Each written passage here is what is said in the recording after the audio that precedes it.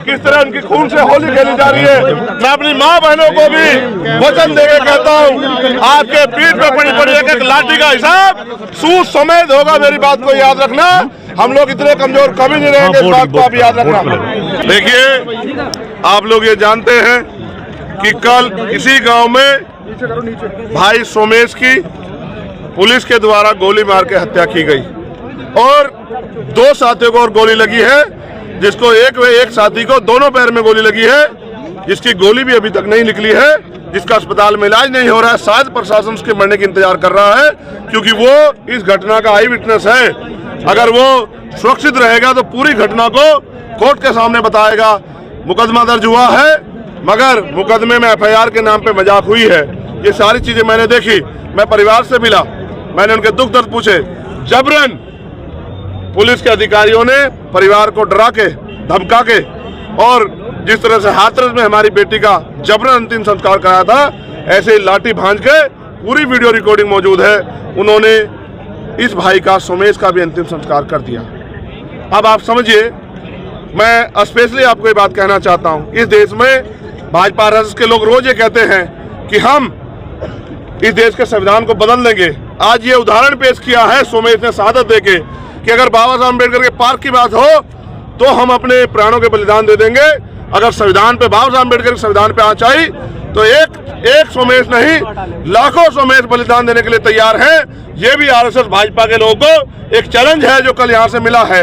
लेकिन आप ये महसूस करो, एक इतना इनमेच्योर अधिकारी SDM के रूप में, जिसने आते ही जेंट्स पुलिस से महिला, जो यहाँ की गांव की महिलाएं थी, उन पे लाठियां भंजवा दी और फिर उस खिड़की से 2 पुलिस वाले चढ़ के गोली मारते हैं, जिनके नाम भी गांव के लोगों ने बताया कि वो पहले से मौजूद थे। एक का नाम ऋषिपाल है, दूसरे का नाम आदेश चौहान है।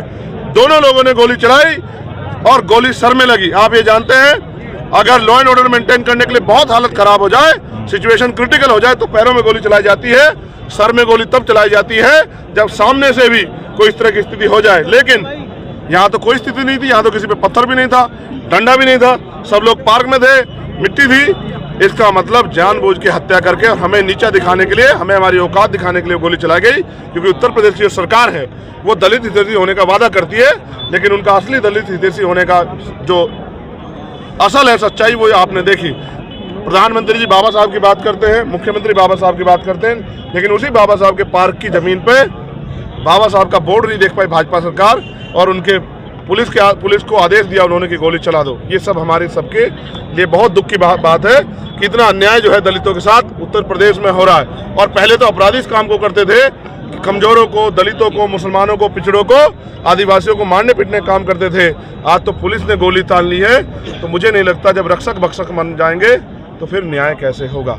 अभी बहुत सारी मांग जो परिवार के लिए गांव के, देहात के जिम्मेदार लोगों ने रखी है, जिनमें हमारी मांग है उस जिलाधिकारी के खिलाफ मुकदमा दर्ज करके उस पर कार्रवाई की जाए और उसको नौकरी से बर्खास्त किया जाए। क्योंकि आज तो उसने गोली चलाई इतनी छोटी सिचुएशन पे, कल हो सकता है वो और बड़ी घटना करा दे और कितने लोगों की जान चली जाए। ऐसे इनमेच्योर अधिकारी को कोई तुक नहीं बैठता कि वो कुर्सी पे बैठा रहे। दूसरी हमारी मांग है कि यहाँ जो चौकी है, चौकी पे इंचार्ज जितने भी कर्मचारी हैं जो दोषी हैं, उन सबको भी नौकरी से बर्खास्त किया जाए, क्योंकि ये उनकी देखरेख में हुआ। आपको ये भी जानकर आश्चर्य होगा कि ये जो बोर्ड है, इसी गांव के ग्राम प्रधान ने इस बोर्ड का अनावरण किया था और 2 महीने पहले इस बोर्ड का अनावरण हुआ था। तो ऐसा किसका दबाव था, जिस दबाव में इस बोर्ड को, जो जमीन पहले दलितों के पास थी, उस जमीन को छीनने का प्रयास किया गया। ये बिना सरकार के सहयोग के और बिना सरकार के आदेश पर नहीं हो सकता। मृतकों के परिजनों को 1 करोड़ रुपए का मुआवजा दिया जाए, ऐसी भी मांग हमने रखी। आपको याद होगा, लखनऊ में पुलिस के द्वारा एक व्यक्ति की हत्या की गई थी, उसकी पत्नी को एक सरकारी नौकरी क्लास 1 की और 50 लाख रुपए मुआवजा दिया गया। गोरखपुर में भी पुलिस के द्वारा होटल में घुस के एक व्यापारी की हत्या की गई, उनको भी 50 लाख का मुआवजा और एक नौकरी दी गई। लेकिन यहाँ 10वीं का बच्चा जो पेपर दे के आया था, निर्दोष था, उसको गोली मारी गई।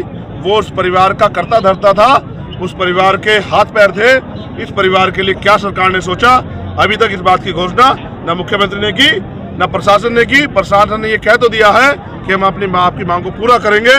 फिर अंबेडकर पार्क का शीघ्र जो है उसको बनाया जाए और उसका सौंदर्यीकरण सरकार निधि द्वारा कराया जाए और दोषियों को शीघ्र गिरफ्तार करके जेल भेजा जाए।